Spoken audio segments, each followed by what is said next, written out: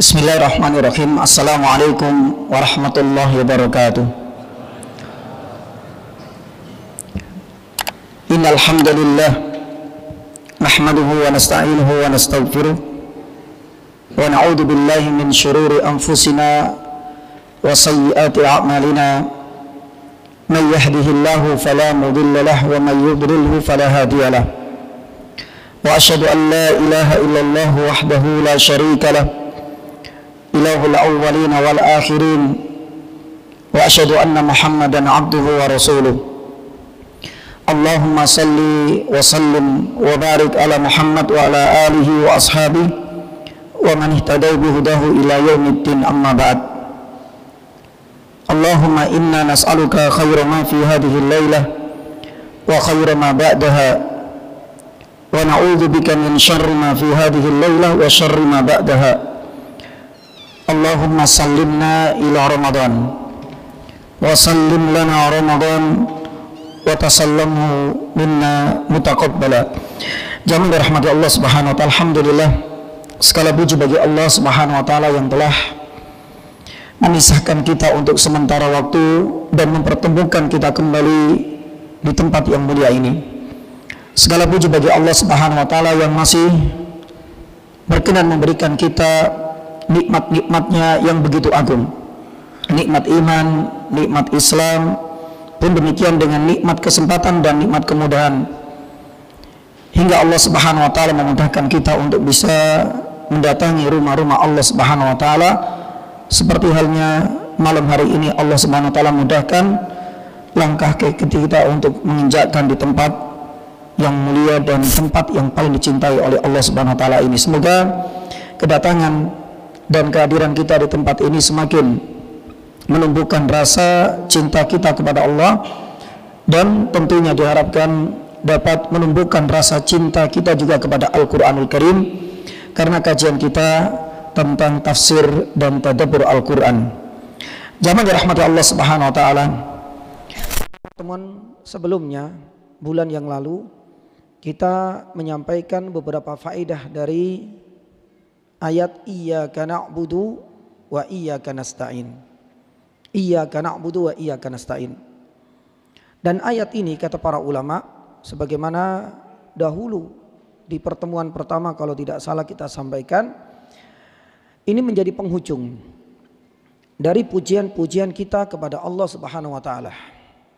Setelah kita memuji di ayat yang pertama, alhamdulillahirabbil alamin, ar-rahmanirrahim, kita puji Allah Subhanahu wa taala punya nama yang mulia, Ar-Rahmanir-Rahim, Maliki Yaumiddin, juga puji Allah Subhanahu wa taala sebagai penguasa alam semesta. Iyyaka na'budu wa iyyaka nasta'in, ini juga pujian sekaligus ikrar bagi kita bahwa ibadah hanya dipersembahkan untuk Allah, isti'anah hanya ditujukan untuk Allah Subhanahu wa taala semata. Adapun di ayat yang berikutnya dan malam hari ini kita akan bahas insyaallah taala ihdinas siratal mustaqim. Nah, ihdinas siratal mustaqim inilah yang menunjukkan bagaimana adab kita di dalam berdoa. Di dalam berdoa kadangkala kita tidak mengawalinya dengan muqaddimah apapun. Sebagaimana tatkala kita meminta kepada Allah Subhanahu wa taala, Allahumma sayyiban nafi'an, ya Allah turunkanlah hujan yang bermanfaat. Kita tidak memulainya dengan muqaddimah apapun. Dan terkadang di dalam kita berdoa kita menyebut nama-nama Allah Subhanahu wa taala yang mulia, sebagaimana doa-doa tatkala kita mendengarkan para imam dan para khatib di dalam Jumatnya.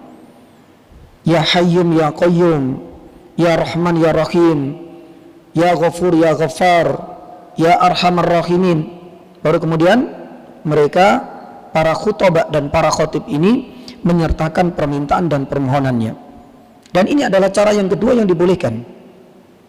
Kadangkala di dalam kita berdoa menyematkan bukan nama Allah, tapi dengan sifat-sifatnya. Sebagaimana tatkala kita berdoa meminta perlindungan dari segala keburukan ciptaan Allah. Dan doa ini insya Allah di antara para jamaah sudah banyak yang menghafalkannya. A'udzu bikalimatillahi tammah min syarri ma khalaq. Kita memohon perlindungan kepada Allah Subhanahu wa taala dengan kita menyematkan apa? Bersandar kepada sifat Allah, bikalimatillah. Kalimat Allah itu adalah sifatnya. Kalimat Allah itu bukan nama. Makanya kita mengenal Allah punya nama dan Allah punya yakni sifat. Ya. Adapun yang keempat, para ulama menyebutkan di antara adab di dalam kita berdoa, kadangkala kita menunjukkan kondisi kita, baik di saat kita itu benar-benar menunjukkan ketulusan dalam kita meminta, ataupun menunjukkan kondisi kita dengan berbagai dosa dan kemaksiatan yang kita kerjakan. Maka ini adalah di antara adab yang keempat. Sebagaimana jamaah dirahmati Allah Subhanahu wa taala, sebuah doa yang diajarkan oleh Nabi Shallallahu alaihi wasallam kepada Abu Bakar, dan mudah-mudahan doa ini rutin kita baca baik di dalam sujud menurut jumhur para ulama ilmu tafsir hadis, maupun kita baca kata Syekh Utsaimin rahimahullah taala sebelum salam. Doa apakah itu? Allahumma ya Rabbi inni dzalamtu nafsi zulman katsira. Coba kita lihat, Nabi sallallahu alaihi wasallam mengajarkan kepada kita untuk berdoa, tapi dimulai dengan pengakuan atas dosa-dosa kita, supaya Allah Subhanahu wa taala benar-benar melihat bagaimana kondisi kita yang mungkin berlumuran dengan dosa dan kemaksiatan. Ya Allah, ini adalah bagian dari bentuk adab dan etika di dalam kita berdoa. Ya Rabb, ya, kondisiku ini sedang dzalamtu dzulman katsira. Banyak kedoliman yang aku lakukan. La yaghfiru dzunuba illa anta. Dan ini sebagai bentuk pengakuan. Tidak ada satupun yang bisa mengampuni dosa-dosa dan kedolimanku kecuali engkau. Faghfirli. Coba kita lihat. Ya, dimulai dengan muqaddimah akan pengakuan banyaknya dosa yang kita kerjakan, kedoliman yang kita lakukan, baru permintaannya ada di penghujungnya. Faghfirli min indika maghfiratan. Maka ampunilah dosa-dosaku. Nah, terkadang tidak dengan menunjukkan dosa-dosa dan kemaksiatan yang kita kerjakan, tapi kadangkala kita ingin menunjukkan pengakuan bahwa kita benar-benar tulus di dalam beribadah. Maka jamaah dirahmati Allah, di dalam surat Al-Fatihah ini subhanallah, ya, sudah mencakup seluruh etika, sudah mencakup seluruh adab-adabnya. Karena di dalam doa ini kita mengakui Allah Subhanahu wa taala sebagai Ar-Rahman dan Ar-Rahim. Kita mengakui Allah Subhanahu wa taala punya sifat-sifatnya, Maliki Yaumiddin.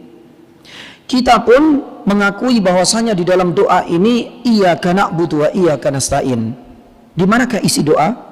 Isi doanya itu baru di ayat yang akan kita bahas malam hari ini, ihdinas yani siratal mustaqim. Oleh karenanya jamaah dirahmati Allah Subhanahu wa taala, sebenarnya ini adalah faedah yang pertama yang sengaja kami dahulukan supaya kita tahu, ya, intisari dari kita berdoa itu adalah bagaimana kita menunjukkan adab dan etika. Sebagaimana tatkala kita meminta kepada orang tua, kita dituntut untuk beradab, kita dituntut untuk punya etika.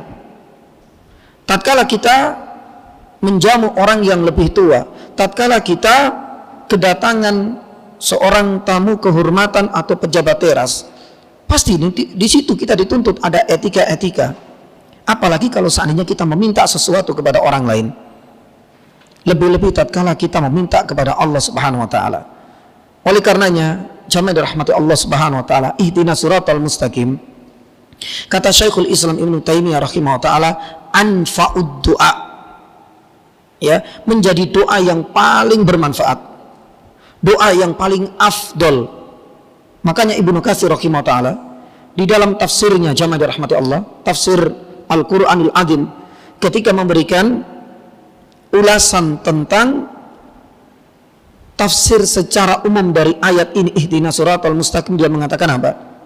Doa ini adalah doa yang paling afdal. Makanya kita diwajibkan untuk selalu membaca ayat ini yang terangkum dalam surat Al-Fatihah di dalam kita salat.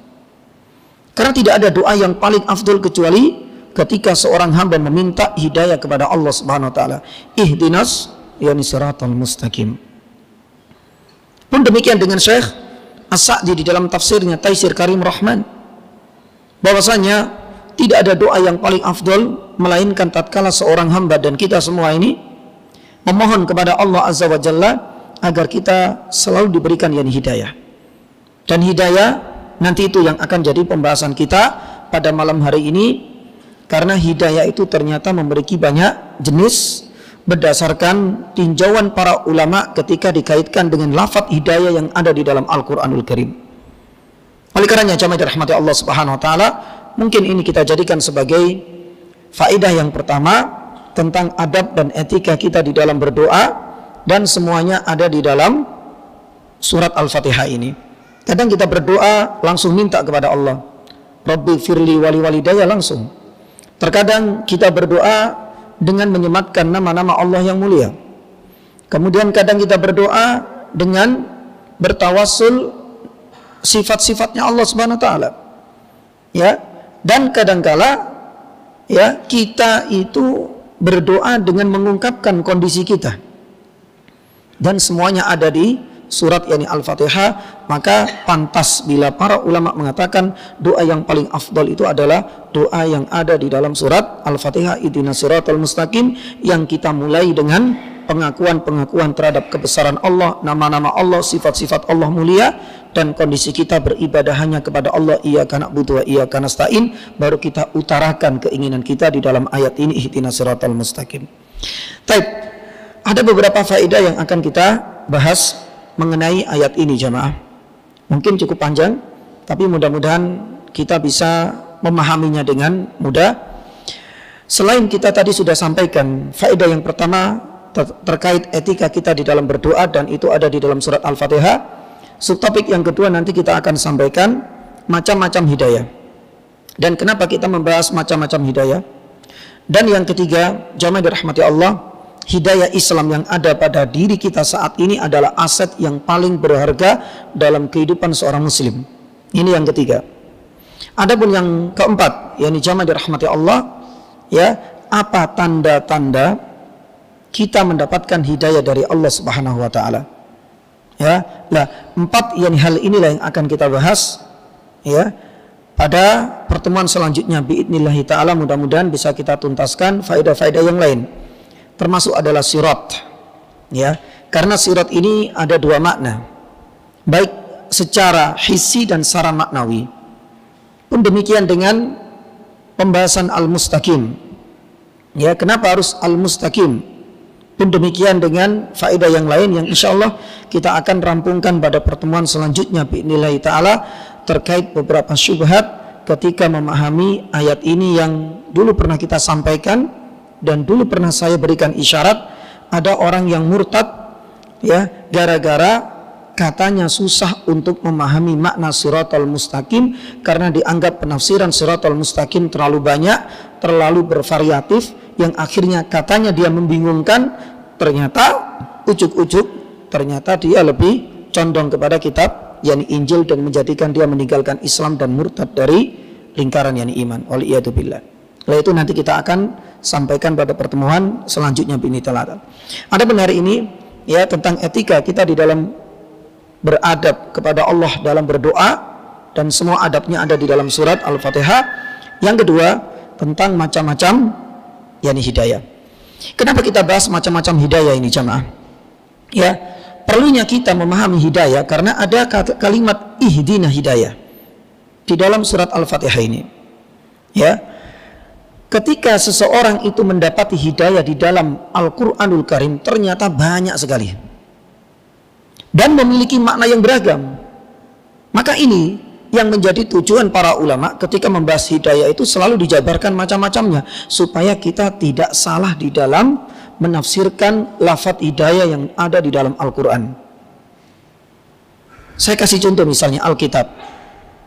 Alkitabu, lafadz ini di dalam Al-Quran sangat banyak kita jumpai dalam Al-Quran. Tapi kalau seandainya kita tidak jelaskan apa makna Alkitab di dalam Al-Quran, besar kemungkinan kita akan salah di dalam menafsirkan Al-Quran. Satu contoh, di surat Al-Baqarah ayat yang kedua, Allah Subhanahu wa taala firman, "Dzalikal kitab." Apa tafsir dari Alkitab di situ? Al-Quran. Dan itu sudah disepakati oleh para ulama ilmu tafsir. Coba kita masuk ke surat Al-Baqarah beberapa lembar ke setelahnya, surat Al-Baqarah ayat 53. Allah Subhanahu wa taala berfirman mengisahkan Nabi Musa, "Walaqad ataina Musal kitab." Maka sungguh benar-benar kami berikan kepada Nabi Musa Alkitab. Lafadznya sama.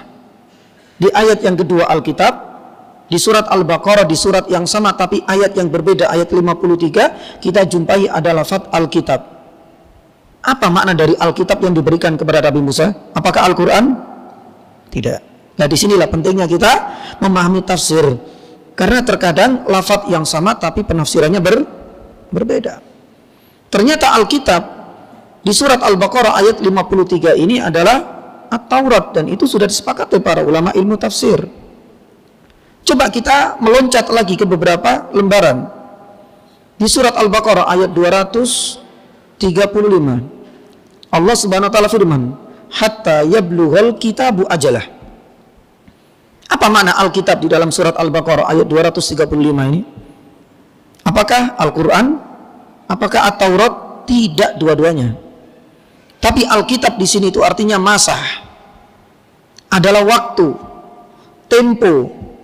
Karena ayat ini berkaitan dengan orang-orang yang sedang iddah,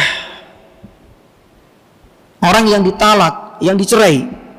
Dan Alkitab yang di sini itu adalah maktub, yaitu masa atau waktu tempo yang sudah habis.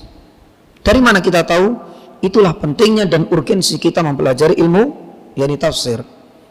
Atau mungkin barangkali dan masih banyak, tapi kita cukupkan sampai yang keempat contoh ini ya, supaya kita memahami Alkitab itu ternyata memiliki makna yang berbeda-beda. Maka mau tidak mau kita harus merujuk kepada kitab tafsir. Di dalam surat Al-Bayyinah Allah Subhanahu wa taala firman, salah satunya adalah apa? Ahlul kitab. Lam yakunil ladina kafaru min. Apa artinya Alkitab di sini? Apakah Alkitab ini adalah Al-Quran? Apakah dia Taurat? Apakah di situ adalah waktu atau tempo? Tidak sama sekali. Tapi Alkitab di sini itu artinya adalah orang-orang yang diberikan kitab suci, yaitu kitab Taurat plus sekaligus kitab Injil. Makanya ahlul kitab ini disematkan kepada orang Yahudi dan orang Nasrani. Lafadz sama, tapi ternyata makna yang berbeda. Itu semuanya tergantung konteks ayatnya. Ya mungkin kalau kita tarik dalam bahasa kita banyak lah. Ya kadang kita jumpai genting, tergantung ya, termasuk bulan. Apakah bulan di langit ataukah datang bulan? Ya, genting dalam kondisi genting darurat ataukah genting itu adalah atap? Itu semuanya akan bisa kita fahami tergantung konteks. Di dalam Al-Quran pun demikian. Tatkala kita jumpai kadang satu lafadz tersebar di beberapa surat, tapi memiliki makna yang berbeda-beda dan konsekuensi yang berlainan.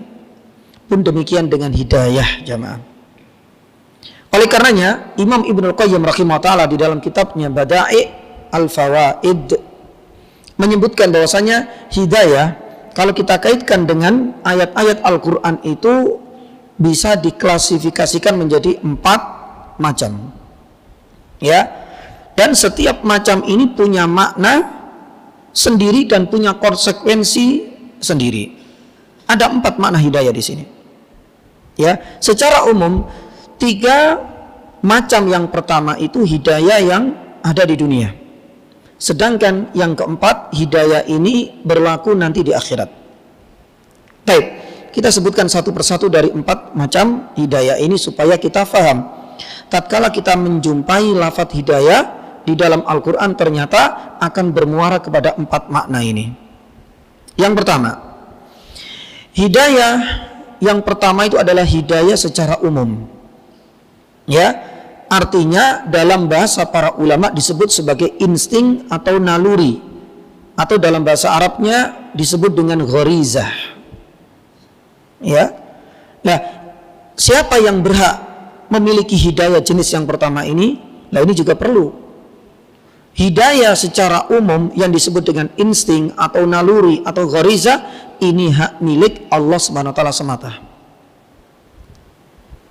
Dan ditujukan kepada siapa hidayah jenis pertama ini? Ditujukan kepada seluruh makhluk Allah Subhanahu wa taala. Entah manusia, entah itu jin, bahkan yang namanya hewan pun mendapatkan hidayah jenis yang pertama ini. Ada beberapa contoh di dalam Al-Quranul Karim mengenai hidayah jenis yang pertama. Salah satunya di dalam surat Thaha ayat 70. Allah Subhanahu wa taala berfirman, ya, ini perkataan siapa? Ya, ketika Nabi Musa dan Nabi Harun ini sedang berdiskusi dengan siapa? Raja yang diktator, Raja Fir'aun. Di dalam ayat ini Allah Subhanahu wa taala firman, ketika membicarakan Fir'aun ini mencoba untuk mengetes. Qala famar rabbukuma ya Musa, siapa Rabbmu wahai Musa dan Harun? Dijawab oleh Nabi Musa alaihissalam dalam surat Thaha ini, qala rabbuna alladhi a'ta kulla syai'in khalqahu summa hada. Nah, di sini ada kalimat hidayah. A'ta kulla syai'in, Allah Subhanahu wa taala yang memberikan, yang menciptakan, yang mengatur kulla syai'in, alam semesta ini, dan Allah pula yang memberikan hidayah kepada alam semesta ini. Apa yang bisa kita fahami dari lafaz hidayah ini? Lafaz hidayah ini sifatnya umum jamaah, diberikan kepada seluruh makhluk, tapi yang berhak memiliki hidayah jenis pertama ini hanya Allah Subhanahu wa taala. Sama juga di dalam surat Al-A'la, ya, kalau kita baca di ayat yang ketiga dari ayat yang pertama, sabbihisma rabbikal a'la. Kemudian apa? Khalaqa. Kemudian yang ketiga apa? Qaddara fahada. Di sini kita jumpai lafaz hidayah lagi. Para ulama mengatakan hidayah ini sifatnya umum kepada seluruh makhluk, tapi yang hanya memiliki Allah Subhanahu wa taala. Jadi hidayah makna yang pertama ini adalah bimbingan, arahan Allah Subhanahu wa taala lewat insting yang diberikan kepada setiap makhluknya. Maka untuk bisa memahami paling mudah, ya, hidayah jenis yang pertama ini jangan kita manusia sebagai sampel dan contohnya, tapi kita lihat adalah hewan misalnya. Kita tahu yang namanya hewan ini. Sapi misalnya, ketika induknya itu melahirkan, ya, siapa yang ngajari sapi ini? Kemudian menjilat-jilat apa? Anaknya. Ya, kemudian mengarahkan si anak ini kemana? Untuk minum, yakni susunya. Ya, semuanya ini adalah hidayah, dan ini adalah yang disebut oleh para ulama sebagai insting. Dan siapa yang memberikan insting? Allah Subhanahu wa taala. Maka ini adalah makna yang pertama, hidayah.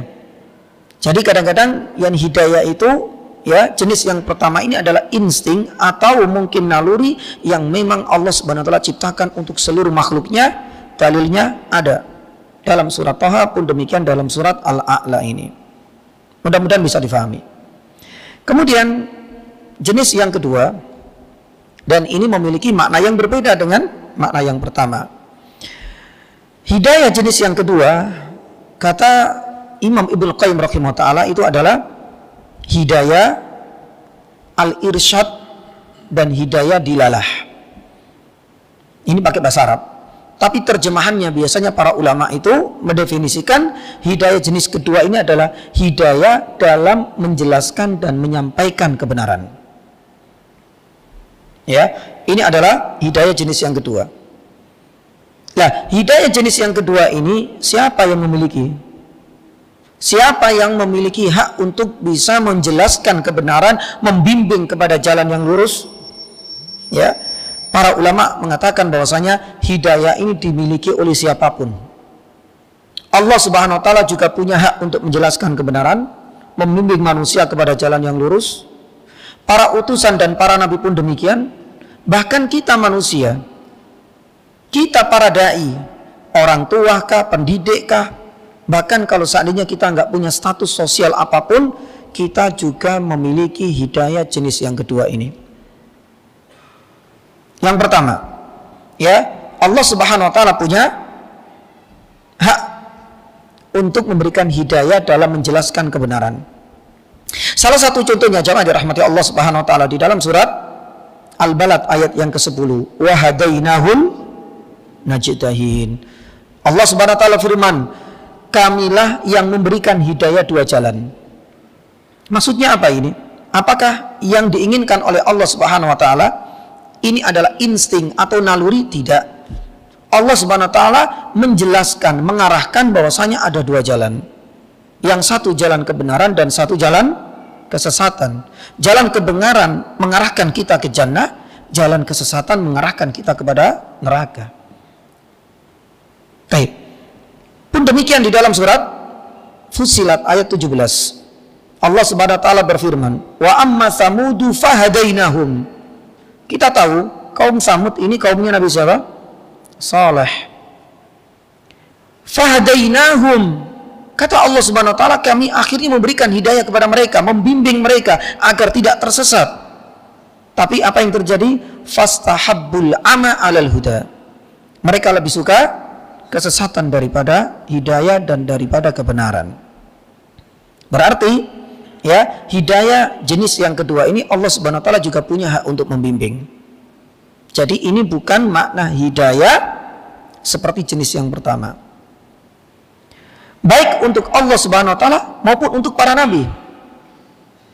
Sampai Nabi SAW disifati dengan hidayah jenis yang kedua ini. Sebagaimana di dalam surat Asy-Syura ayat 52. Di dalam surat Asy-Syura ayat 52 ini Allah memberikan sifat bahwa nabi punya hak untuk membimbing, memberikan hidayah, memberikan penjelasan kebenaran kepada kaumnya. Surat Asy-Syura ayat 52, wa innaka latahdi ila siratal mustaqim. Sesungguhnya engkau Muhammad sungguh benar-benar bisa memberikan hidayah. Artinya apa? Menjelaskan kebenaran ila siratal mustaqim, kepada jalan yang lurus. Pun demikian dengan siapapun di antara kita, yakni jamaah. Allah Subhanahu wa taala berfirman di dalam surat Ghafir ayat 38. Wa qala alladzi amana ya qaumi ahdikum sabilar rasyad. Siapapun yang beriman di antara kita, dan itu adalah tugas kita sebagai seorang dai, memberikan hidayah, membimbing kepada kebenaran. Entah kita guru, entah kita adalah kepala keluarga. Kita tahu kepala keluarga punya kewajiban untuk membimbing anak-anak kita, istri kita. Tatkala kita mengucapkan satu kata perintah, wahai anakku, mari sholat ke masjid, itu adalah bagian dari bentuk kita sedang membimbing, memberikan hidayah kepada kebenaran. Wahai istriku, jangan keluar rumah kecuali menutup aurat. Ini adalah bagian dari bentuk kita memberikan hidayah. Bukan memberikan, kita menjelaskan hidayah kepada istri kita, mengajak kepada sebuah kebenaran. Maka jamaah dirahmati Allah Subhanahu wa taala, ini adalah jenis yang kedua. Ya, hidayatul irsyad atau hidayah dilalah atau yang disebut dengan hidayah, artinya kita membimbing dengan menjelaskan kebenaran. Baik. Kemudian kita masuk ke jenis hidayah yang ketiga. Ya, hidayah yang ketiga ini adalah hidayah namanya hidayatul taufik. Hidayah taufik. Nah, kalau hidayah taufik ini siapa yang memiliki hak? Hanya Allah Subhanahu wa taala yang memilikinya. Ya, manusia sampai Nabi SAW pun tidak berhak untuk memiliki hidayah taufik ini. Apa sih sebenarnya definisi dari hidayah taufik dan perbedaannya dengan hidayah irsyad jenis yang kedua itu? Hidayah taufik itu artinya hidayah untuk menerima kebenaran. Makanya yang menjadikan manusia itu menerima kebenaran, mendapatkan hidayah taufik, itu siapa? Allah Subhanahu wa taala yang menjadikannya ia bisa menerima yakni kebenaran. Adakah dalil yang menunjukkan hidayah taufik jenis yang ketiga ini? Allah Subhanahu wa taala berfirman di dalam surat Al-Qasas ayat 56. Di dalam surat Al-Qasas ayat 56 Allah Subhanahu wa taala menegur Nabi sallallahu alaihi wasallam, "Innaka la tahdi man ahbabta, walakinallaha yahdi man yasha." Ketika Allah Subhanahu wa taala membicarakan tentang hidayah taufik, Nabi sallallahu alaihi wasallam menegur kepada Rasulullah, "Wahai Nabi, wahai Muhammad, ente nggak bisa memberikan hidayah taufik ini, karena hidayah taufik ini hanya milikku, khusus untukku, walakinallah yahdi man yasha." Sebagian besar para ulama ilmu tafsir ketika memberikan komentar terhadap surat Al-Qasas ayat 56 ini ditujukan tatkala Nabi SAW masih berusaha keras bagaimana Abu Thalib ini bisa masuk Islam. Meskipun mati dalam kondisi kafir, beliau tetap berusaha sampai kemudian berjanji, la astaghfironna laka mala'um anha. Aku pasti sungguh benar-benar akan memintakan untukmu wahai pamanku ampunan untukmu selama itu tidak dilarang oleh Allah. Tak lama kemudian turunlah ayat ini. Padahal di ayat yang sebelumnya surat Asy-Syura ayat 52 Allah mensifati Rasulullah wa innaka latahdi, karena itu hanya Rasulullah, hanya manusia. Menjelaskan kebenaran itu adalah kita, tapi hidayah taufik menerima kebenaran itu haknya Allah Subhanahu wa taala. Makanya ditegur Nabi sallallahu alaihi wasallam, innaka latahdi. Hidayah taufik ini bukan hakmu wahai Muhammad, engkau enggak bisa memaksakan sekalipun itu adalah pamanmu sendiri menerima Islam, karena taufik itu hanya milikku. Walakinallaha yahdi yani man yasha.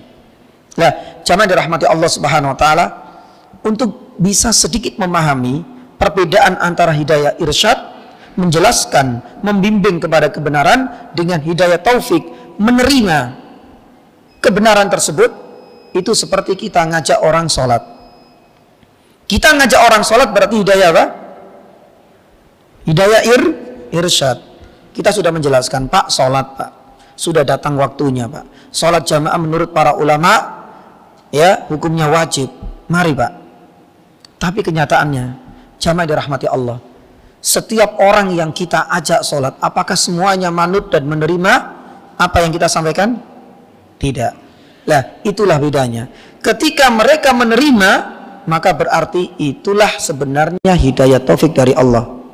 Karena enggak semua apa yang sudah kita sampaikan, tidak semua orang yang sudah kita ajak sholat itu pasti menerima ajakan dakwah yakni kita.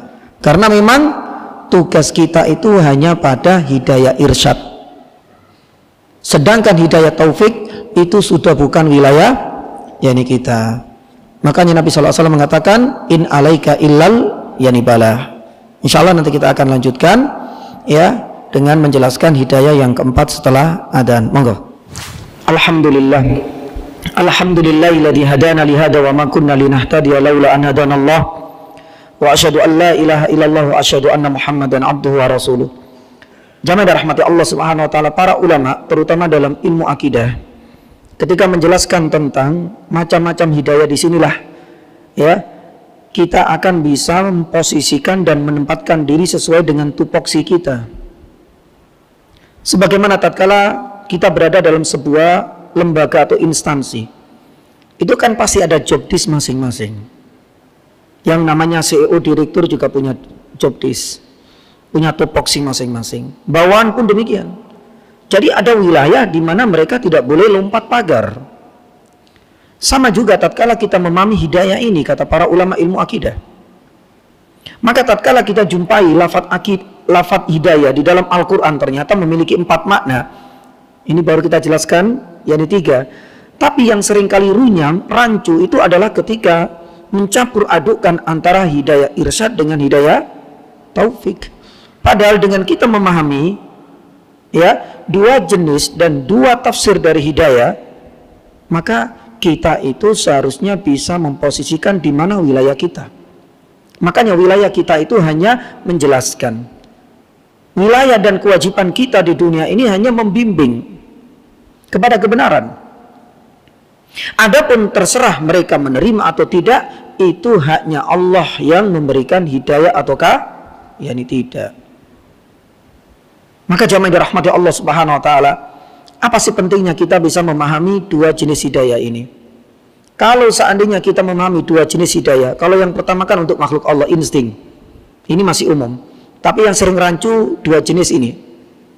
Tatkala kita memahami ini, para ulama mengatakan faedahnya sangat besar. Terutama di saat kita ingin berdakwah, di saat kita ingin ngajak. Terutama yang kita ajak itu adalah orang yang kita cintai. Misal, orang tua kita nggak pernah mau sholat. Orang tua kita mungkin susah untuk kita ajak kepada kebenaran. Maka tatkala kita memahami hidayah itu ternyata ada dua ketika dikaitkan dengan objek dakwah kita, maka fahamilah posisi kita itu hanya memiliki hidayatul irsyad. Kita ajak, Pak, sholat. Di saat dia menentang, tidak menerima, orang yang memahami dua makna ini akan merasa lebih apa? Lebih bisa menerima kondisi dan kenyataannya, dan ini bagian dari iman kepada takdir. Seandainya kita sudah berusaha mendakwai orang tua kita, orang yang kita kasihi, masyarakat yang kita agar selalu bersedekah, tapi nggak ada satupun di antara mereka yang menerima dakwah kita, maka saat itulah orang yang memahami dua macam ibadah ini dua macam hidayah ini tidak akan merasa apa? Berkecil hati. Karena tupoksi dan tugas kita hanya apa? Menyampaikan. Makanya Allah SWT menegur Rasulullah ketika mau lompat pagar, innaka latahdi. Hidayah taufik ini sudah bukan wilayah Muhammad. Makanya dalam banyak ayat kalau kita lihat, salah satunya di dalam surat Al-Maidah ayat 99, tugas Nabi SAW apa? Ma'alar rasuli illal balag. Tidak ada kewajiban bagi seorang rasul dan kita sebagai dai kecuali apa? Balag. Balag artinya apa? Menyampaikan. Maka kalau kita memahami wilayah ini, kita insya Allah satu, gak akan kecewa, gak akan frustasi, gak akan putus asa di saat objek dakwah kita tidak menerima ajakan kita. Karena itu yang akan dimintai pertanggungjawaban. Sudah menyampaikan dan bukan dimintai berapa orang yang menerima. Makanya Nabi Nuh alaihissalam ketika dihisab dalam sebuah hadis sahih, hal ballaghta, hisab kita itu bukan berapa orang yang menerima dakwamu, berapa subscriber atau mungkin follower yang sudah senang yani denganmu. Tidak akan dimintai pertanggungjawaban seperti itu. Tapi Nabi Nuh alaihissalam ditanya, hal qad balagh, apakah sudah engkau sampaikan? Engkau sudah menyampaikan, engkau sudah membimbing kaum apa belum? Makanya satu faedahnya itu, di saat kaum kita, orang kita, termasuk orang yang kita cintai sudah kita ajak, sampai di penghujung dan detik-detik terakhir kematiannya benar-benar nggak menerima ajakan dan dakwah saya, Ustaz.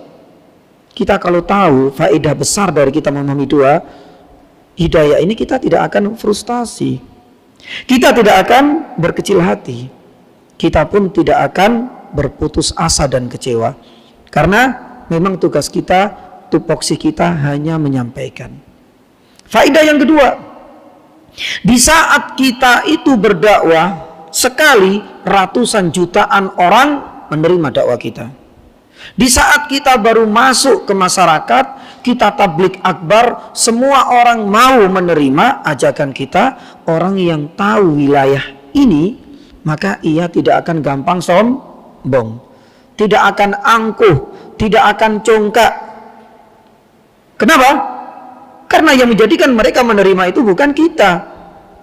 Kita hanya sebagai kurir, kita sebagai wasilah. Karena yang menjadikan mereka menerima dakwah kita siapa? Allah Subhanahu wa taala. Makanya tatkala kita berdakwah, nyaman hati kita. Di saat mereka menerima dakwah kita, alhamdulillah, itu adalah hidayah taufik dari Allah. Ya, karena kelak nanti banyak di antara para nabi itu, padahal para nabi loh ya, mereka adalah manusia pilihan, jauh dengan kualitas kita. Tapi apa kenyataannya? Mereka laporan kepada Allah Subhanahu wa taala, ada yang cuma membawa segelintir orang, ada yang cuma bawa satu orang, bahkan ada yang tidak membawa satu pun orang yang menerima. Pertanyaannya, Ketika seorang nabi yang sudah dipilih, diangkat sebagai utusan oleh Allah, berdakwah kepada kaumnya, datang menyampaikan LPG laporannya kepada Allah, tapi tidak membawa satupun orang yang menerima, apakah ini dianggap sebagai kegagalan dalam berdakwah? Tidak. Nyaman hati kita. Mereka nggak gagal, karena mereka sudah menyampaikan, mereka sudah melaksanakan tupoksi dan jubtos mereka, yaitu apa? Al-balagh. Ma'alar rasuli illal yanibala. Pun demikian, tatkala kita berdakwah dan banyak yang menerima dakwah kita, kita merasa bahwasanya ini bukan murni karena tugas dan kerja keras yakni kita, tapi itu adalah atas kehendak dan taufik dari Allah Subhanahu wa taala. Nah, inilah di antara keuntungan dan manfaat serta faedah kita memahami dua yakni faedah. Ya, kalau kita tarik dalam kajian ilmu akidah. Tapi kita baru masuk pada kajian ilmu tafsirnya. Karena memang hidayah di dalam Al-Quran itu ada 4 makna. Kadang-kadang ada memiliki makna secara umum, insting, sebagaimana kita sampaikan, haknya Allah ditujukan kepada seluruh makhluk. Yang kedua, hidayah irsyad, semua punya hak. Ya, ditujukan kepada siapa? Ini cuma berlaku untuk mukallaf tok ya. Hewan nggak berlaku. Mukallaf itu berarti bangsa jin dan bangsa manusia. Yang ketiga, ya, hidayah taufik ini hanya milik Allah Subhanahu wa taala.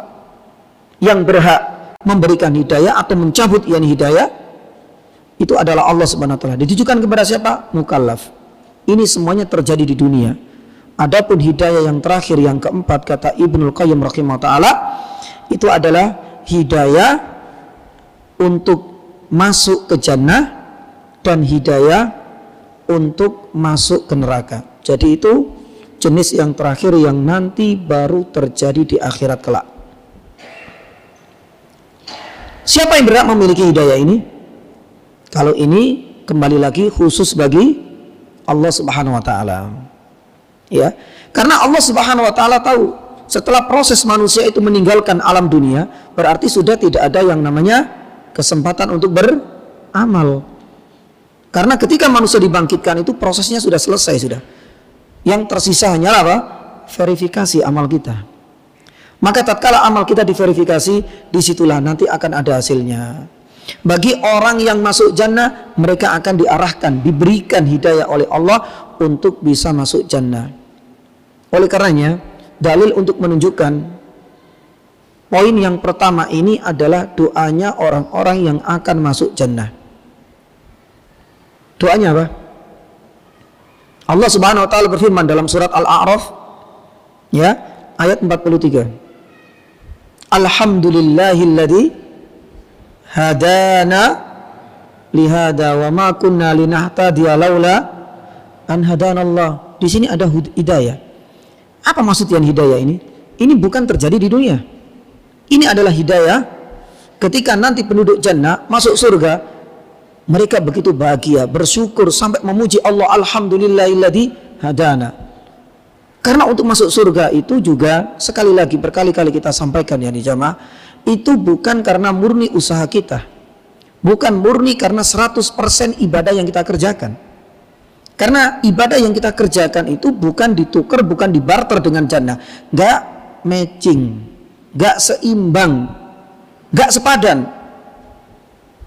Karena masuknya jannah kelak nanti, Allahumma amin, ya, itu adalah atas hidayah dan rahmat dari Allah Subhanahu wa taala.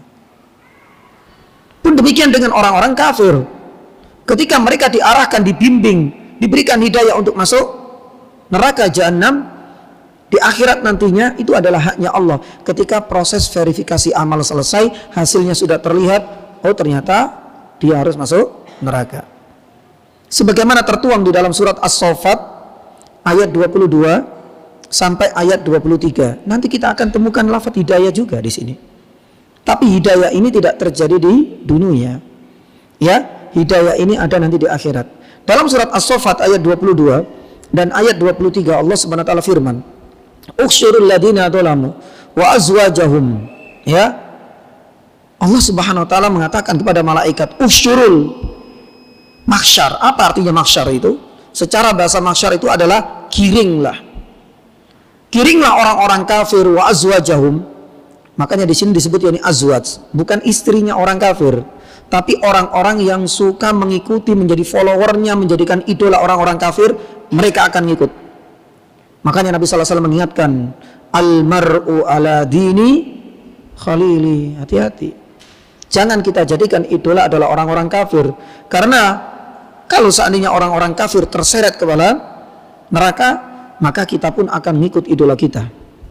Ya, itu menunjukkan pentingnya kita mempelajari walak dan barok supaya kita tidak rancu. Kapan saatnya kita harus menunjukkan loyalitas walak dan kapan pula kita harus barok berserah diri. Itu ada kajian dalam ilmu akidah.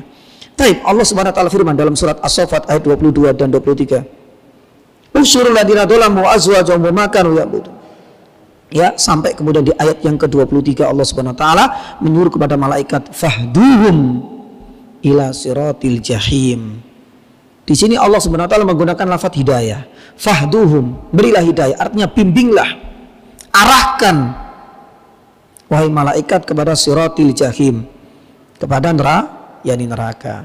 Nah, jamaah dirahmati Allah Subhanahu wa taala, inilah diantara ringkasan dari makna hidayah.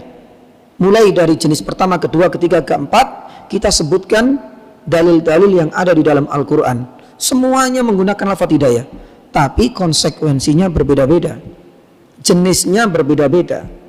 Maka oleh karenanya, tatkala kita membaca Al-Quranul Karim, kemudian kita mendapati hidayah, pasti akan kembali, kalau enggak yang pertama, kedua, ketiga, atau yang keempat. Baik, jamaah dirahmati Allah Subhanahu wa taala. Kemudian di antara faedah yang berikutnya, setelah kita bahas tentang etika dalam kita berdoa, dan doa yang paling manjur itu adalah ihdinas siratal mustaqim, makanya kita disunahkan dan diwajibkan untuk membaca surat Al-Fatihah. Yang kedua, macam-macam hidayah. Yang ketiga, sebelum yang terakhir bismillah, di antara faedah yang bisa kita petik dari surat ini adalah, ya, apa itu ya nih jamaah? Hidayah Islam, ya, adalah aset yang paling berharga dalam kehidupan yani kita. Ya, itu jenis hidayah yang berapa? Yang ketiga yani tadi. Ketika Allah Subhanahu wa taala mentakdirkan, memberikan taufik kita untuk bisa merasakan nikmatnya hidayah Islam sebagaimana yang sudah kita perjuangkan, kita pertahankan hingga detik ini, itu adalah aset yang paling berharga. Makanya Allah Subhanahu wa taala firman dalam surat Al-Imran ayat 102, pertahankan ini sampai detik-detik kematian kita. Dalam surat Al-Imran ayat 102, ya ayyuhalladzina amanu taqullaha haqqa tuqatih wa la tamutunna illa wa antum muslimun. Ini hidayah adalah aset yang paling berharga. Jangan kemudian gonta-ganti, layaknya kita gonta-ganti fashion. Ya, kadang masuk, kadang nanti keluar. Istilahnya apa? Isinya apa, Pak? Ya, login istilahnya. Login terus nanti log out. Ya, istilahnya anak-anak muda ya nih saat ini. Jangan permainkan ya nih jamaah. Karena kita nggak tahu apa yang terjadi. Ya, ini nggak seperti main bola kemudian gonta-ganti apa? Klub. Ya, sesekalilah kita log out. Apa yang terjadi kalau Allah sebenarnya takdirkan dalam kondisi seperti itu? Allah, tidak ada tempat yang paling nyaman kecuali neraka. Kira kita nggak tahu. Makanya Allah Subhanahu wa taala firman wala tamutunna, pokoknya kita pertahankan apapun kondisinya. Ya, betapa banyak ujian yang sedang kita hadapi. Ya, meskipun yani kita didera dengan musibah seberat yani apapun, wala tamutunna illa wa antum yani muslimun.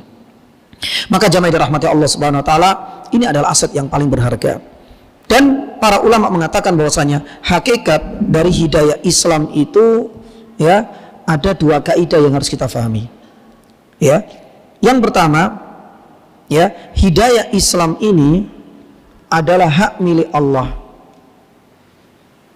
Sekalipun banyak orang menginginkan kita keluar dari Islam, maka tak ada satupun yang bisa mengeluarkan kita dari Islam. Pun demikian dengan kaidah yang kedua. Di saat ada orang, ya, yang berada dalam kekufuran, sebanyak apapun orang menginginkan dirinya Islam, di saat Allah tidak menginginkannya, maka tak ada satupun orang yang akan bisa memasukkan dia ke dalam agama Islam. Makanya di dalam sebuah hadis Nabi SAW pernah bersabda, wa'lam annal ummah law istama'at ala ayyan fa'uka bisyai'in la yanfa'uka bisyai'in illa qad katabahu lak. Sebanyak apapun manusia ketika berusaha untuk memberikan hidayah kepada kita, padahal kita saat itu mungkin qadarullah ada seorang yang kafir, itu semua orang sudah berusaha untuk mengajak kepada kebenaran. Tapi kalau Allah Subhanahu wa taala tidak menginginkannya, maka hal itu tidak akan tercapai. Pun demikian dengan kebalikannya. Di saat banyak orang tidak menginginkan hidayah, akan tetapi Allah Subhanahu wa taala menginginkan, berkehendak agar orang itu dapat hidayah, maka sebanyak apapun, strategi apapun yang diterapkan agar orang itu tidak akan masuk Islam, kalau Allah menginginkan, tak ada satupun orang yang akan bisa menghalanginya. Ini adalah dua sisi yang harus kita pahami terkait hidayah, Islam ini. Makanya kaidah yang pertama jamaah yang dirahmati Allah, sebanyak apapun dan seluas apapun pintu-pintu hidayah menganga di depannya, tapi kalau Allah Subhanahu wa taala belum menginginkan, maka nggak akan dia masuk Islam. Karena yang menjadikan menerima dan tidak itu adalah Allah Subhanahu wa taala. Contohnya banyak. Coba kita lihat. Orang-orang Yahudi yang tinggal di kota Madinah kurang apa jamaah? Nabi SAW ada di hadapannya. Tanda-tanda yang ada di dalam kitab Taurat itu sudah benar-benar terejawantakan pada sosok dan kepribadian Nabi SAW. Bahkan mereka mengatakan apa? Ya'rifunahu kama ya'rifuna abna'ahum. Mereka mengenal banget tanda-tanda nubuah pada diri Rasulullah sebagaimana mereka mengenal banget ciri-ciri fisik yang ada pada anak kandung mereka. Tapi giliran Nabi hijrah, apa yang terjadi? Mereka tidak ada satupun yang menerima dakwah dan ajakan Nabi SAW, kecuali segelintir orang saja. Makanya para ulama mengatakan sekitar 70 orang saja dari hampir 1 juta penduduk Madinah dari komunitas orang Yahudi. Nah itu menunjukkan apa jamaah? Hidayah taufik itu adalah milik Allah. Sekalipun pintu-pintu hidayah sudah menganga, tapi kalau Allah Subhanahu wa taala tidak berkehendak, tidak. Orang munafik kurang apa jamaah? Mereka sudah hadir dalam kajiannya Rasul. Mereka sholat di belakangnya Nabi SAW. Bahkan mereka ada yang ikut berjihad bersama Nabi SAW. Mereka pun sadar hampir setiap waktu tahu kapan saatnya turun ayat kepada Nabi SAW. Ini adalah pintu-pintu hidayah. Tapi kalau Allah Subhanahu wa taala tidak menginginkan hidayah kepada mereka, maka tak ada satupun di antara manusia satupun yang bisa memberikan hidayah, karena hidayah taufik pemberian Allah Subhanahu wa taala semata. Hal ini juga terjadi pada apa jamaah? Pada para nabi sebelumnya. Cobalah kita lihat Nabi Nuh alaihissalam. Siapa sangka bapaknya seorang nabi tapi anaknya mati kafir. Karena kewajiban seorang nabi itu menjelaskan. Maka jangan kemudian mengandalkan jabatan atau mungkin status ayahnya, orang tuanya. Karena sudah kalau berbicara masalah hidayah taufik itu adalah hak milik Allah Subhanahu wa taala, meskipun maaf ayahnya, meskipun itu kakeknya, meskipun itu mbah buyutnya adalah para kiai, ustadz-ustadz besar, kalau Allah Subhanahu wa taala tidak menginginkan kepada orang yang menjadi keturunan yang keberapa untuk bisa menerima hidayah Islam, tidak akan mungkin. Kasus yang berikutnya adalah Nabi Lut alaihissalam. Siapa sangka jamaah, seorang nabi manusia pilihan, apa yang terjadi dengan istrinya? Kafir. Pun demikian dengan Ibrahim, seorang anak, kurang apa Nabi Ibrahim? Dengan begitu bijaknya, sopannya, selalu mengajak, ya abati la ta'budi syaiton. Sopan banget. Apa yang terjadi? Ayahnya mati dalam kondisi kafir. Nabi SAW kita yakin manusia yang paling lembut, paling bijak, paling halus, paling lembut tutur katanya. Apa yang terjadi? Pamannya sendiri pun tidak bisa menerima ajakan Islam jamaah. Makanya ketika kita itu merasakan Islam hari ini, ya Allah, ini adalah nikmat, aset yang paling berharga. Jangan kita kecewakan, jangan kemudian kita sia-siakan. Pun demikian dengan sebaliknya jamaah. Tatkala seseorang itu seakan-akan tertutup pintu-pintu hidayah, Tapi kalau Allah Subhanahu wa taala menginginkan, bukan hal yang mustahil. Coba kita lihat Fir'aun dan bala tentaranya. Bisa dipastikan semua yang tinggal di istananya adalah orang-orang diktator, orang-orang kejam, orang-orang kafir. Tapi Al-Quran menyampaikan salah satu di antara mereka masuk Islam. Siapa? Yani istrinya, subhanallah. Bahkan diabadikan oleh Allah Subhanahu wa taala dalam Al-Quran. Wadaraballahu mathal ladina amanu imra'ata Fir'aun. Siapa sangka ya nih jemaah. Pun demikian dengan kisah-kisah nyata ketika kita jumpai, ketika ada testimoni orang-orang yang masuk Islam, subhanallah luar biasa sekali. Keluarganya non muslim semua, tapi kalau Allah Subhanahu wa taala menginginkan hidayah kepadanya, banyak kisah-kisah yang terjadi kan? Entah itu adalah keluarganya memang keluarga yang religius non muslim, tapi Allah Subhanahu wa taala menginginkan hidayah, itu bukan mustahil. Maka jangan sampai Allah Islam yang kita anut, yang kita yakini hari ini, jangan sampai kemudian kita sia-siakan, apalagi kemudian kita gadaikan. Dan di antara poin yang lain yang dijamaah dirahmati Allah, ingatlah ya, dari sinilah kita akan bisa memahami hakikat yang lain dari hidayah. Bahwasanya hidayah Islam itu tidak ditentukan oleh kecerdasan, IQ dan otak kita. Itu di antara hakikat yang lain dan kaidah yang harus kita pahami. Selain hidayah itu milik Allah, ya, dan Allah yang berhak. Sekalipun mustahil bagi manusia, kalau Allah berkehendak pasti akan terjadi. Yang kedua, ya, hidayah Islam, jamaah dirahmati Allah, yakni ingat itu tidak ditentukan oleh kecerdasan otak dan IQ kita. Kalau seandainya hidayah Islam itu, jamaah dirahmati Allah, ditentukan oleh kecerdasan IQ kita, mungkin barangkali orang-orang barat yang IQ-nya lebih tinggi daripada kita, mungkin barangkali manusia rata-rata, mereka yang paling berhak, mereka yang paling terdepan untuk bisa merasakan Islam. Tapi kenyataannya apa ya nih jamaah?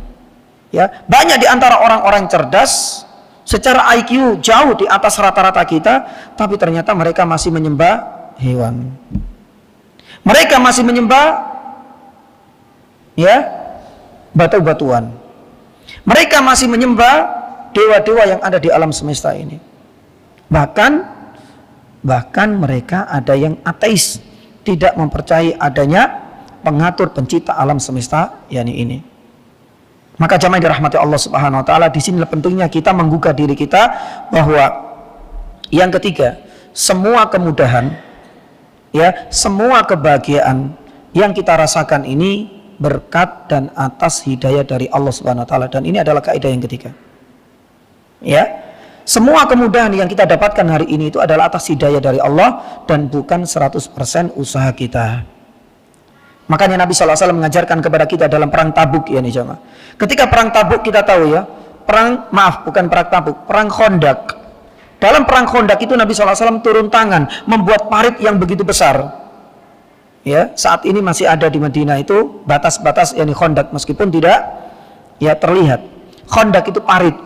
Dengan harapan mereka tidak bisa masuk orang-orang kafir karena ada parit. Mau tidak mau mereka harus turun. Dan ini akan memperlemah mereka.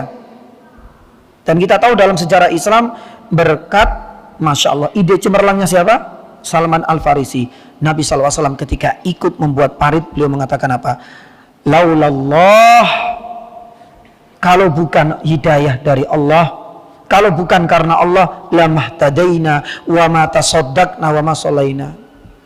Wahai para sahabat, kalau bukan karena Allah, kita tidak akan mendapatkan hidayah taufik hingga detik ini. Kalau bukan karena Allah, kita tidak akan diberikan kemudahan untuk bisa sedekah.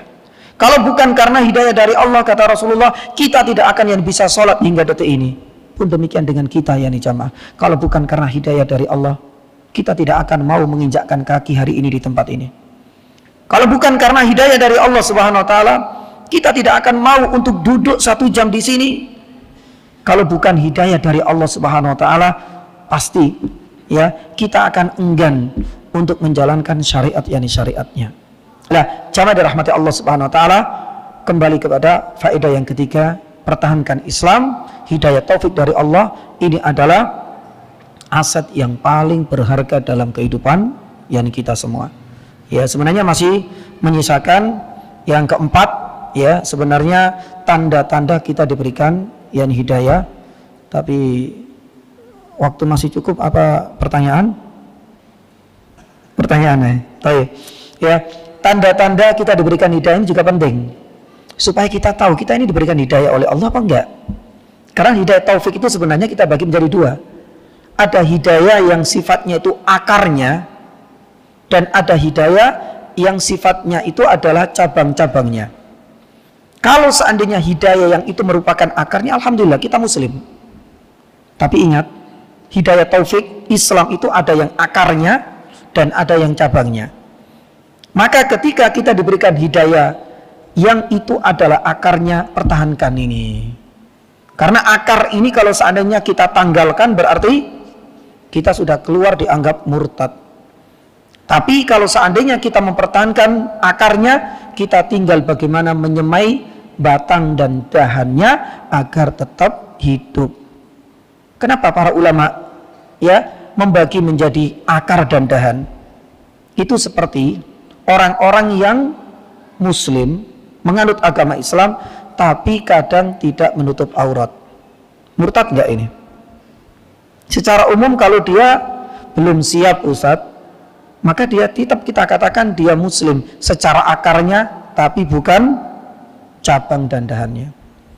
Kadang orang-orang itu mari ya kita tinggalkan korupsi, kolusi, nepotisme. Oh nggak bisa Ustaz, ini belum pensiun mumpung. Dia muslim berarti akarnya, tapi untuk cabang dan dahannya ya itu tidak terpenuhi. Lah itu nanti supaya kita tahu apa sih tanda-tanda kita mendapatkan hidayah yang berupa akar dan dahannya. Mudah-mudahan pada pertemuan yang mendatang bisa kita sampaikan, karena salah satu di antara tanda kita mendapatkan hidayah ya yang berupa akar dan dahannya selain akar Islam itu adalah apa? Kita dimudahkan untuk berbuat ketaatan, terutama di saat kita berada di usia senja saat ini. Karena saya lihat jamaah di sini ada yang sudah sepuh. Maka tatkala kita masih diberikan kekuatan, kemudian sholat malam, datang kajian, sholat jamaah, itu salah satu tanda, indikator kuat Allah Subhanahu Wa Taala benar-benar memberikan kita hidayah yang berupa cabang tersebut. Ketika ketaatan itu dimudahkan untuk kita meskipun kita berada di usia senja. Mungkin itu saja selengkapnya indikator-indikator dan tanda-tanda diberikan hidayahnya kita. Insya Allah pada pertemuan mendatang mudah-mudahan bisa kita tuntaskan seluruh faedah dari ihdinas siratal mustaqim. Kalau ada pertanyaan monggo dipersilakan ya nih jamaah. Selanjutnya sesi tanya jawab, dipersilahkan kepada jemaah yang ingin bertanya.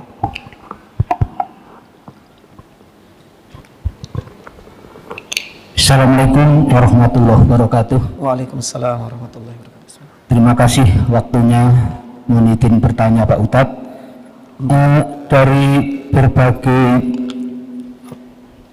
macam hidayah tadi,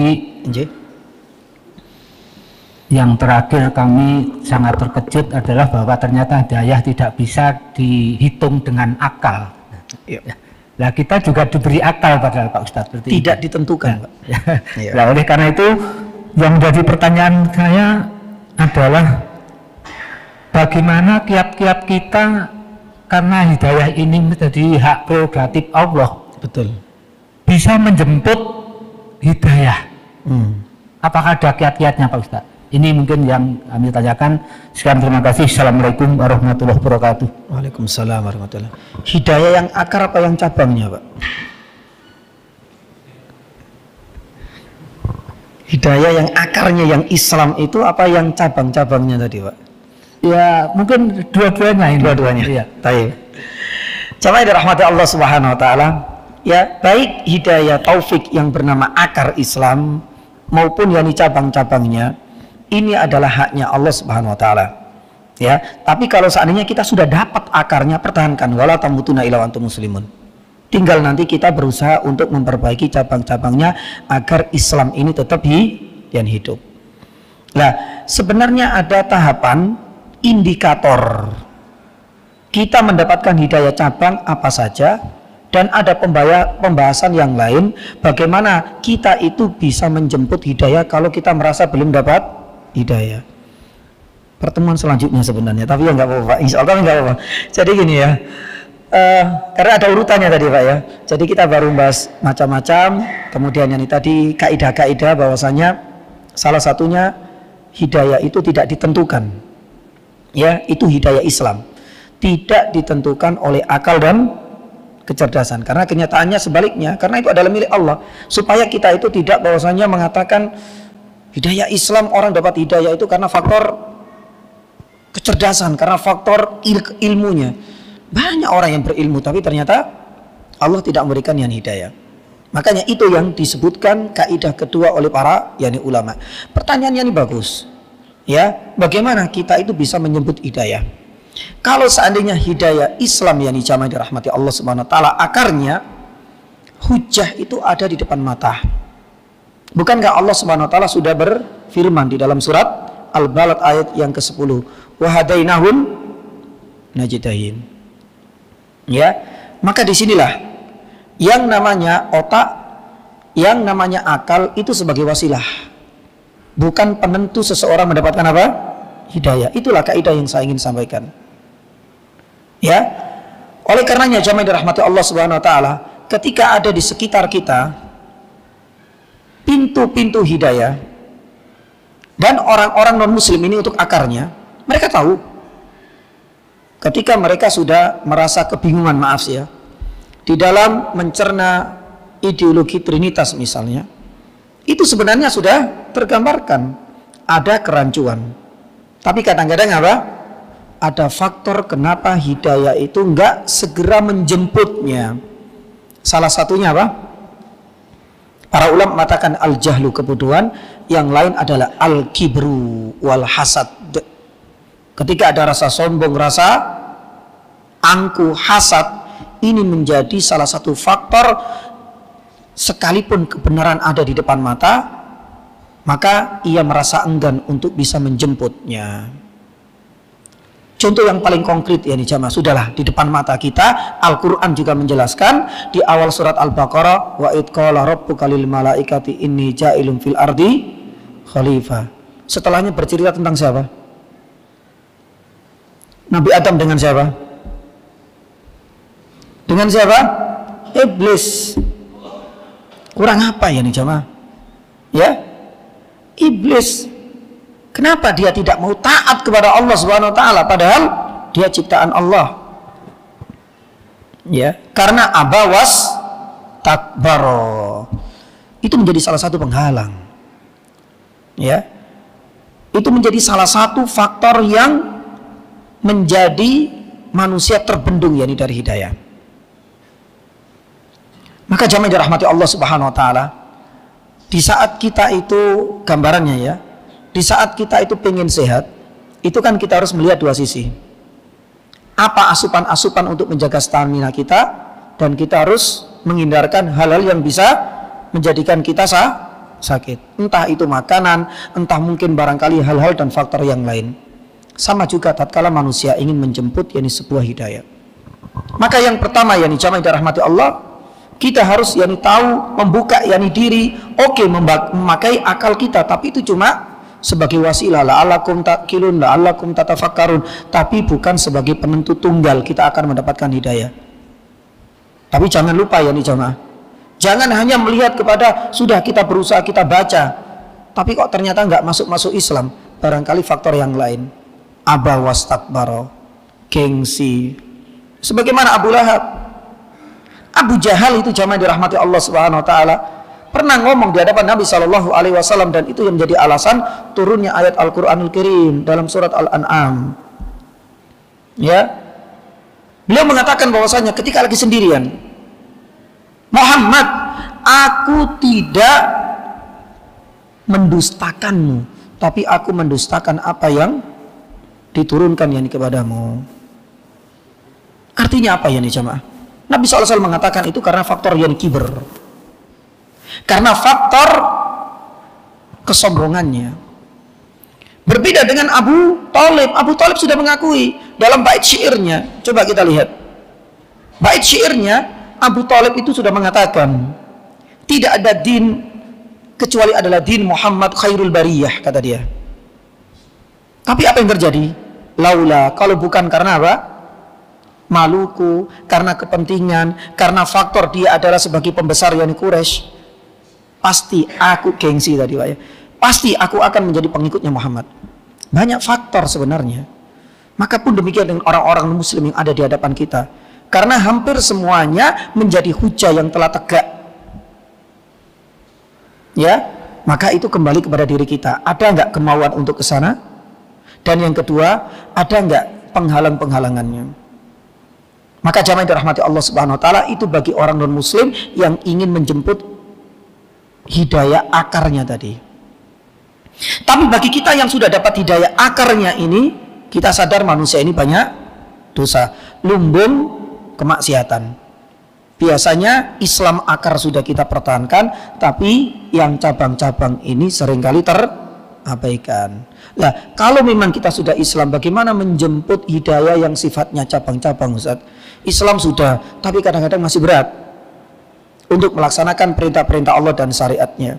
Nah, itu salah satunya adalah dengan banyak berdoa. Ya, makanya itu belum sampai pada ihdinas siratal mustaqim. Ihdinas siratal mustaqim itu memiliki makna apa ya nih jamaah? Sabit. Itu yang perlu kita jiwai.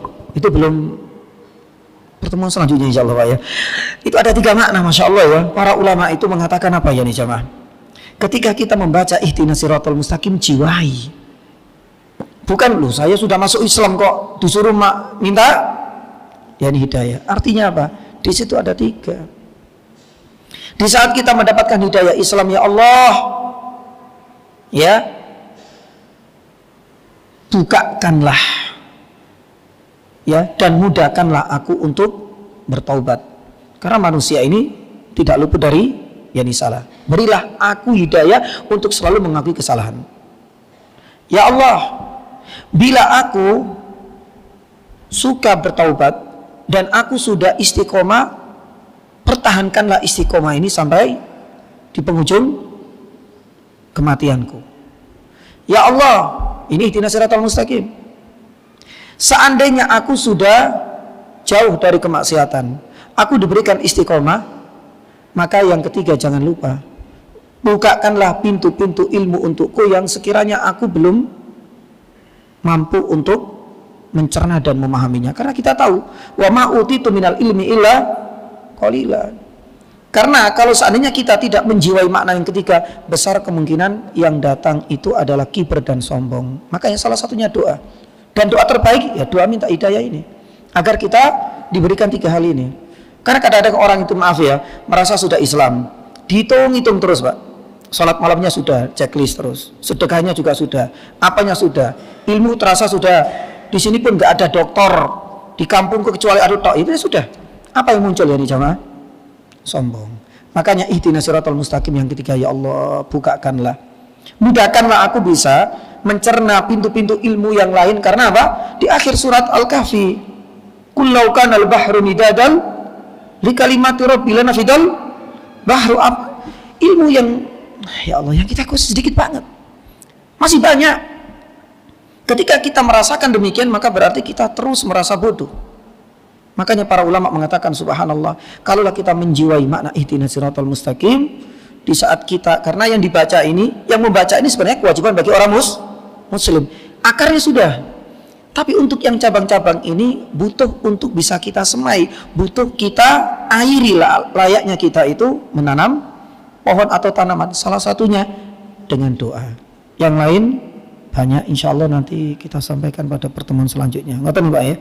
Salah satunya doa, ya doa kita jiwai yang ada di dalam surat Al-Fatihah ini. Yang lain yang bermajelis ilmu ini salah satunya. Mudah-mudahan pada pertemuan selanjutnya bisa kita sampaikan insya Allah bagaimana cara tetap menyemai ya dahan-dahan yang ini tadi.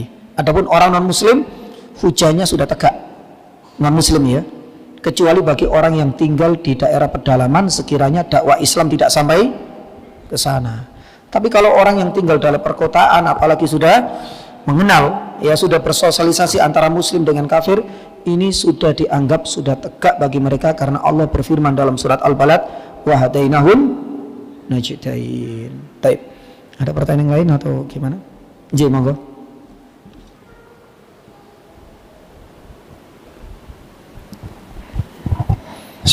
Bismillahirrahmanirrahim. Assalamualaikum warahmatullahi wabarakatuh. Pertanyaan kami singkat, Ustaz.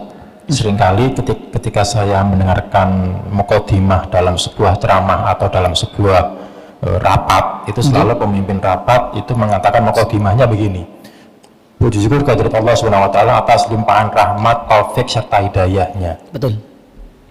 Saya jadi tergelitik dengan makna hidayah yang keempat tadi. Yang benar itu rahmat taufik hidayahnya atau rahmat hidayah taufik, atau bagaimana yang benar? Karena terus terang ini akhirnya dari mana keempat ini saya jadi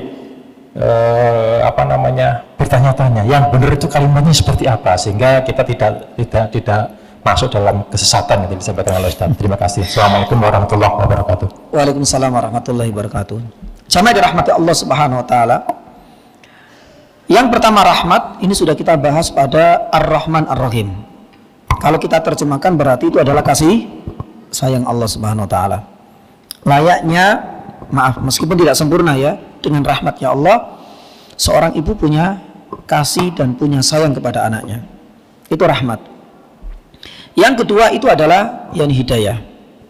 Maka ketika kita menyebut atas limpahan rahmat dan hidayahnya, kalau seandainya cuma itu tok, berarti yang hidayah di situ adalah hidayah taufik. Tapi kalau seandainya kita sebutkan semuanya, rahmat ya sudah, maknanya sudah. Hidayah disebut, taufik juga yang disebut. Ya, berarti yang hidayah itu kata Syekh Utsaimin, dan itu pada saatnya kita akan sampaikan pada pertemuan selanjutnya. Hidayah itu artinya adalah kemudahan bagi kita untuk beribadah, untuk menimba ilmu, untuk istiqomah. Itu adalah hidayah. Sedangkan taufik ya, itu artinya hak Allah Subhanahu wa taala yang sebagaimana kita sampaikan, yang mudah-mudahan yakni engkau ya Rabb bisa memberikan taufik, artinya hak prerogatif bagi Allah Subhanahu wa taala untuk kita. Makanya hidayah dan taufik kalau disebutkan sebenarnya nggak ada masalah, karena memiliki dua indikasi yang berbeda. Tapi kalau saya disebut yakni satu saja, itu sudah mencukup yakni kedua-duanya. Oleh karenanya jamaah dirahmati Allah, ya, jadi bocorannya dari ihdinas siratal mustaqim, ya, apa makna dari ihdina, hidayat yang ada khusus di surat Al-Fatihah? Kata para ulama, termasuk Ibnu Qayyim dan Syekh Muhammad bin Shalih Al-Utsaimin, hidayah taufik dan hidayah irsyad ini sudah tercakup di dalam surat Al-Fatihah. Ini khusus. Adapun ayat-ayat yang lain tidak. Kalau ayat-ayat yang lain itu kalau nggak masuk jenis yang pertama, atau jenis yang kedua, atau jenis yang ketiga, atau yang keempat. Tapi kalau khusus Al-Fatihah, lah ini yang menjadi alasan kenapa diwajibkan bagi kita untuk membaca. Maknanya bagaimana Ustaz? Kok bisa menggabungkan antara hidayah taufik dengan hidayah irsyad? Kata Syekh Utsaimin rahimahullah taala, hidayah irsyad tadi apa? Menjelaskan kebenaran. Jadi seakan-akan ya Allah berilah aku hidayah agar aku bisa tetap menjelaskan kebenaran kepada siapapun. Karena kita tahu bahwasanya di dalam kita berdakwah, di dalam kita membimbing, jangan dianggap berdakwah itu harus banyak orang duduk di sini kemudian tablik akbar. Wallahi enggak. Kepala keluarga wajib untuk mendakwahi anggota keluarganya. Maka tatkala kita membaca Al-Qur'anul Karim ayat ini ihdinas siratal mustaqim, makna hidayatul irsyad artinya apa? Yang terkandung di dalam surat ini, ayat ini, ya Allah berikanlah aku kemudahan, kekuatan, kesabaran, ketabahan apapun untuk tetap bisa apa? Menjelaskan kebenaran kepada siapapun. Dan yang kedua apa? Hidayah taufik yang juga, yaitu menerima. Karena posisinya kita ketika membaca ayat ini muslim apa enggak? Ya muslim, karena kita dalam sholat maupun di luar sholat. Ini adalah surat Al-Fatihah. Tapi hidayah taufik maksudnya apa di sini? Di dalam ayat ihdinas siratal mustaqim, ya Rabb, sekarang saya muslim. Maka taufik yang engkau berikan kepadaku, hidayah taufik Islam yang engkau anugerahkan kepadaku, pertahankan sampai kematian dan detik-detik ajalku. Jadi ihdinas siratal mustaqim Ya, ini langsung memuat dua jenis hidayah khusus pada surat Al-Fatihah saja. Ya, kita diberikan kemudahan, ketabahan, kesabaran di dalam menjelaskan kebenaran. Dan ketika kita dan memang sudah diberikan hidayah Islam ini, ya Allah mudah-mudahan pertahankan sampai ajal, karena kita tahu bahwasanya untuk bisa mempertahankan atau tercabutnya hidayah itu memang haknya Allah Subhanahu wa taala. Ya, itu. Jadi jamaah yang dirahmati Allah Subhanahu wa taala, enggak ada yang salah. Kalau seandainya kita menyebut yakni dua saja, yakni berarti rahmat kasih sayangnya Allah dan hidayah di sini adalah hidayah Islam. Karena kan konteksnya itu kan kita berkumpul di sini atas rahmat dan hidayahnya. Ya, sebagaimana Nabi sallallahu alaihi wasallam mengatakan tadi, kalau bukan yakni atas hidayah Allah, hidayah taufik Allah, kita enggak akan mungkin bisa sholat, kita enggak akan mungkin bisa ini. Nah itu. Tapi kalau seandainya kita sebutkan yakni semuanya hidayah dan taufiknya, maka berarti hidayah itu lebih identik dengan makna jenis yang kedua, yaitu hidayah irsyad. Yaitu semoga ya engkau tetap mempertahankan, engkau berikan kemudahan bagi kami untuk bisa menjelaskan kebenaran. Nah, itulah yang disebutkan oleh para yakni ulama. Wallahu taala a'lam bishawab. Seperti itu. Cukup ya nih jamaah? Oh, nggih, monggo. Ada.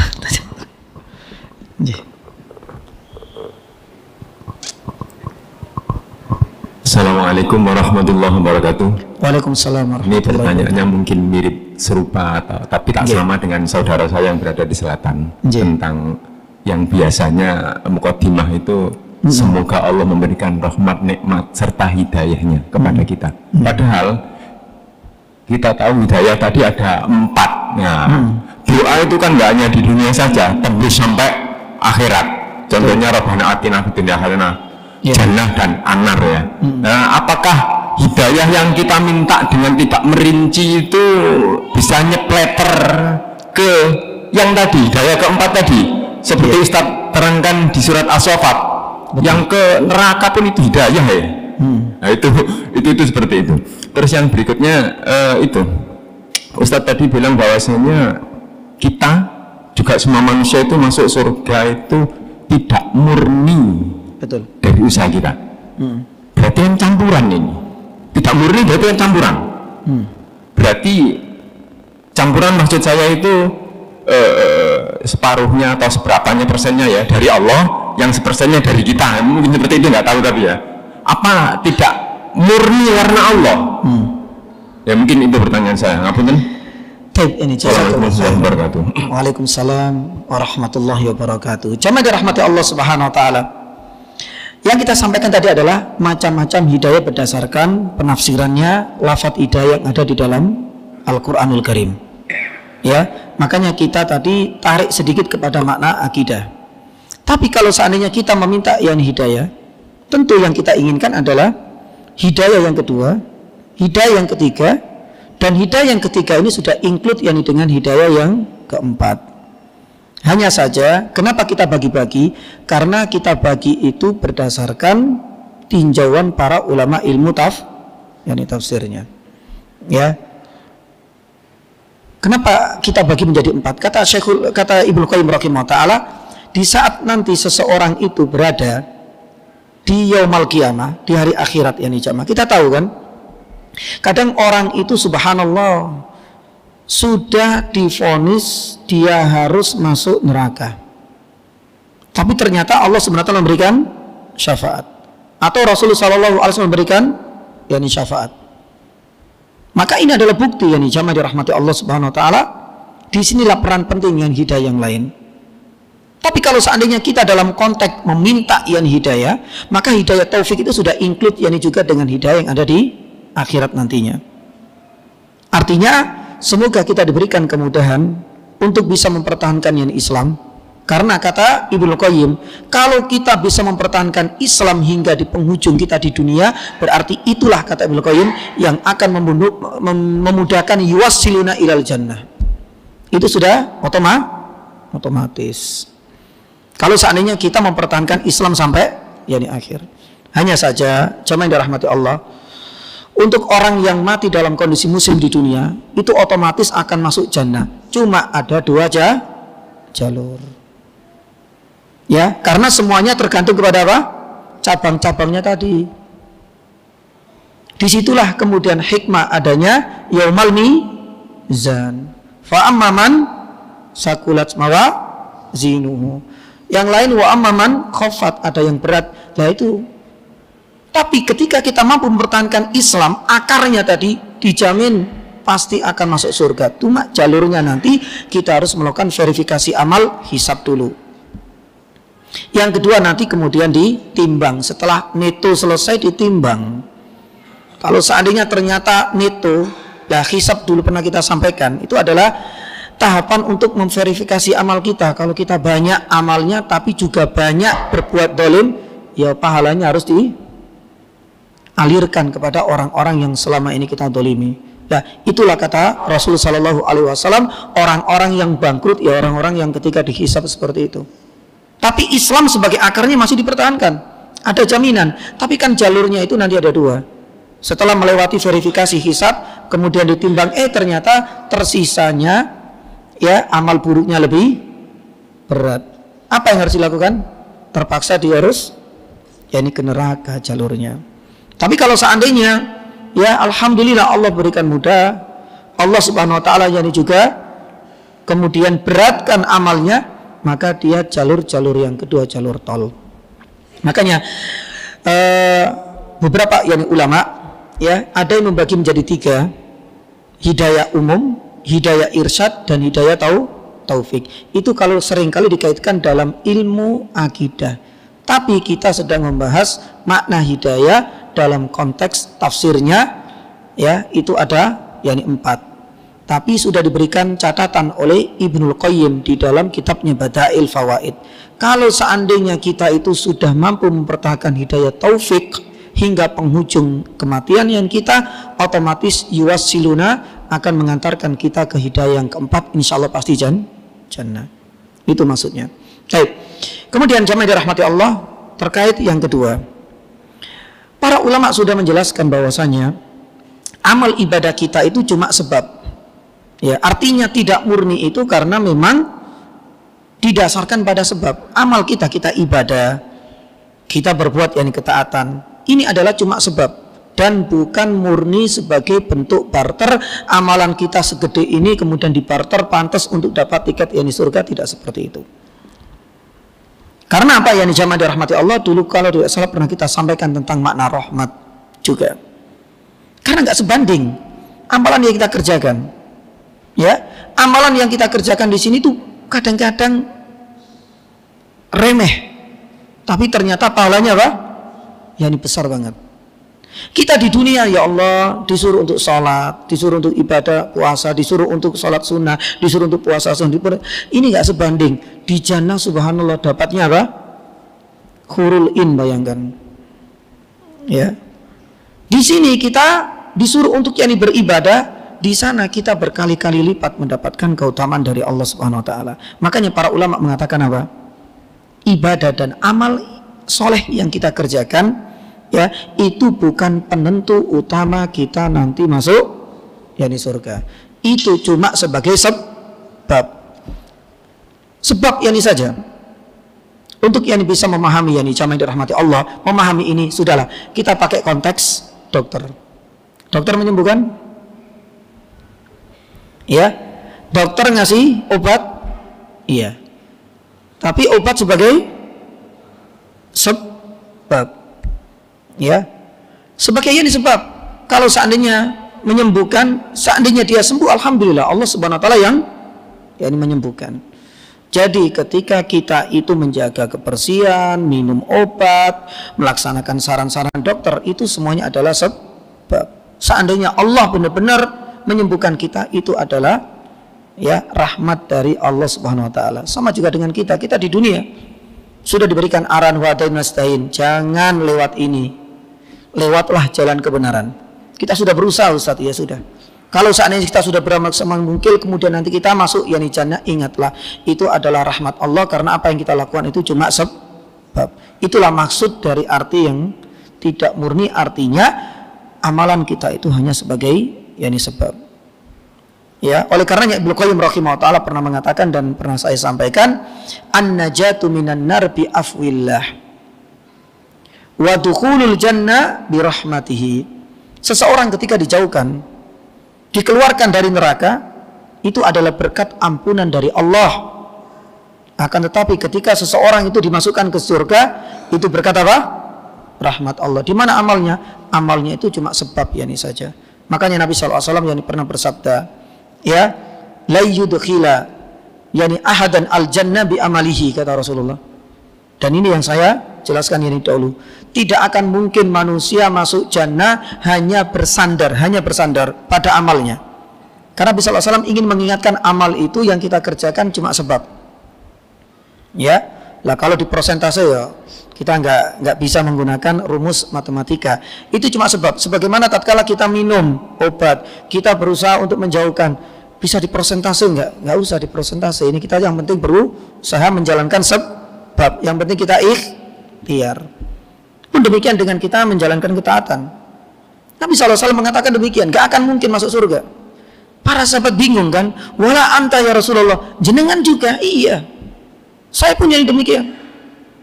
Karena setinggi-tingginya ketakwaan Rasulullah, sekuat-kuatnya Nabi SAW beribadah sampai kakinya yang bengkak, Nabi SAW mengakui ini nggak bisa dibarter yani dengan kebahagiaan nanti di jannah. Nabi SAW mengatakan apa? Itu semua adalah rahmat Allah. Yang penting aku diberikan tugas oleh Allah untuk menyampaikan wahyu, ya sudah, itu yang aku maksimalkan, itu ikhtiar yang aku optimalkan. Kalaulah Allah memasukkan yani ke jannah, Nabi SAW memberikan yani apa? Jawaban. Itu semua adalah murni rahmat Allah Subhanahu wa taala. Allah taala alam bisawab. Semoga bisa difahami ngatan Mbak nggih. Cukup insyaallah. Baik, yani jazakallahu khairan jamaah dirahmati Allah Subhanahu wa taala. Mudah-mudahan pertemuan yani selanjutnya biiznillah taala ya bisa kita tuntaskan, menyisakan indikator kita itu mendapatkan yang hidayah cabang-cabangnya.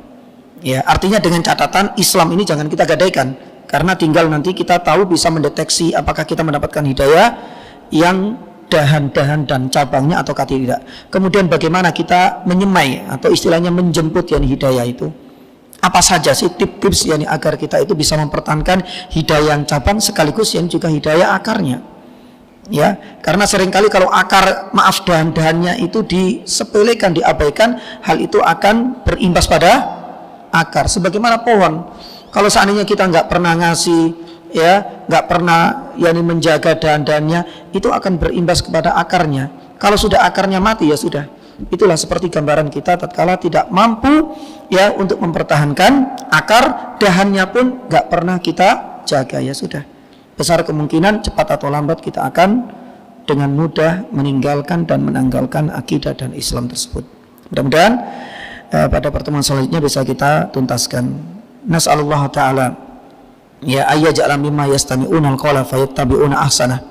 Ulaika alladziina hadahumullah wa ulaika humul albab. Allahumma inna nas'alukal huda wa tuqa wal afafa wal hina. Allahumma dina li ahsanil akhlaqi wal a'mal la yahdi li ahsaniha illa anta wa qina an sayyi'aha la yaqi sayyi'aha illa anta. Allahumma inna nas'aluka al jannah wa na'udzubika minan nar. Allahumma inna nas'aluka husnal khatimah wa na'udzubika min su'il khatimah. Allahumma inna na'udzubika min ilmin la yanfa' wa min qalbin la yakhsha wa min nafsin la tashba wa min da'watin la yustajabu laha. Rabbana la tuzigh qulubana ba'da idh hadaitana wa hab lana min ladunka rahmah innaka antal wahhab. Rabbana atina fid dunya hasanah wa fil akhirati hasanah wa qina adzaban nar.